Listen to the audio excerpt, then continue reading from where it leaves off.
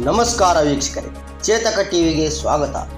ವೀಕ್ಷಕರೇ, ಅಥಣಿ ಪುರಸಭೆಯ ಚುನಾಯಿತ ಸದಸ್ಯರು ಮತ್ತು ಅಧಿಕಾರಿಗಳು ಸ್ಥಳ ಪರಿಶೀಲಿಸಿ ಪ್ರಸ್ತಾವನೆ ಸಲ್ಲಿಸಿದರೆ ಬರುವ 3 ತಿಂಗಳಲ್ಲಿಯೇ ಇಂದಿರಾ ಕ್ಯಾಂಟೀನ್ ಮಂಜೂರು ಮಾಡಲಾಗುವುದು ಎಂದು ಮಾಜಿ ಡಿಸಿಎಂ ಹಾಗೂ ಶಾಸಕ ಲಕ್ಷ್ಮಣ ಸವದಿಯವರು ಮಾತನಾಡಿ, ಸ್ವತಂತ್ರ ಪೂರ್ವದಲ್ಲಿ ಮುಂಬೈ ಕರ್ನಾಟಕ ಪ್ರಾಂತ್ಯದಲ್ಲಿದ್ದ ಅಥಣಿ ಪುರಸಭೆ 1853ರಲ್ಲಿ ಸ್ಥಾಪನೆಗೊಂಡಿದೆ.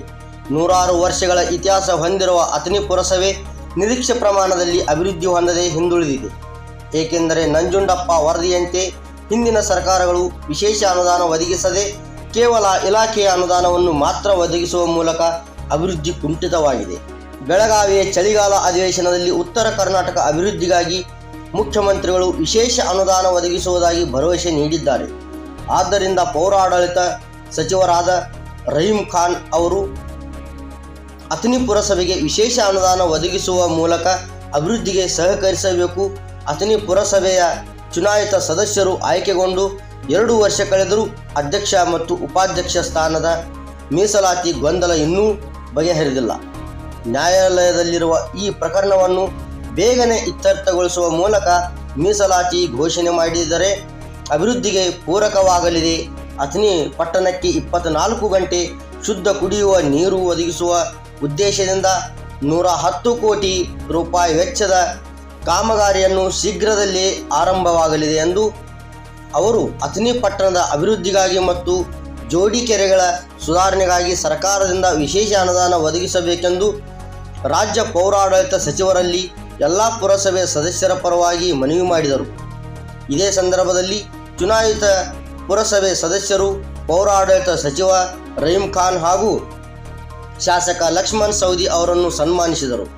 ಈ ವೇಳೆ ನಗರಾಭಿವೃದ್ಧಿ ಯೋಜನಾ ನಿರ್ದೇಶಕ ಎಂಕೆ ಕಲಾದಗಿ, ಚಿಕ್ಕೋಡಿ ಉಪವಿಭಾಗಾಧಿಕಾರಿ ಹಾಗೂ ಪುರಸಭೆ ಆಡಳಿತ ಅಧಿಕಾರಿ ಸುಭಾಷ್ ಸಂಪಗಾಮಿ, ಪುರಸಭೆ ಮುಖ್ಯಾಧಿಕಾರಿ ಅಶೋಕ್ ಗುಡಿಮನಿ, ಸಹಾಯಕ ಅಭಿಯಂತರ ವರ್ಧಮಾನ್ ಹುದ್ದಾರ್, ಪುರಸಭಾ ಸದಸ್ಯರಾದ ಮಲ್ಲೇಶ್ ಹುದ್ದಾರ್, ರಾವ್ ಸಾಬ್ ಐಹೊಳೆ, ರಾಜಶೇಖರ್ ಗುಡೋಡಗಿ, ಸಂತೋಷ್ ಸಾವಡ್ಕರ್, ಪ್ರಮೋದ್ ಬಿಳ್ಳೋರಿ, ಉದಯ್ ಸೋಳಸಿ, ಬಸವರಾಜ್ ಹಳ್ಳದಮಳ, ರವಿ ಬಡಕಂಬಿ, ಮಲ್ಲು ಗುಟಾಳಿ, ರಾಜು ಬುಲ್ಬುಲೆ, ಸೈಯದ್ ಅಮೀನ್ ಗದ್ದಾಳ, ಮಿಲಿನ್ ರಾಜ್ ಯಳಮಲ್ಲೆ, ಬೀರಪ್ಪ ಯಂಕಚ್ಚಿ, ಬಸವರಾಜ್ ಪಾಟೀಲ್, ತಿಪ್ಪಣ್ಣ ಭಜಂತ್ರಿ, ಆಸಿಫ್ ತಾಂಬೋಲಿ ಸೇರಿದಂತೆ ಇನ್ನಿತರು ಗಣ್ಯಾತಿ ಗಣ್ಯರು ಉಪಸ್ಥಿತರಿದ್ದರು.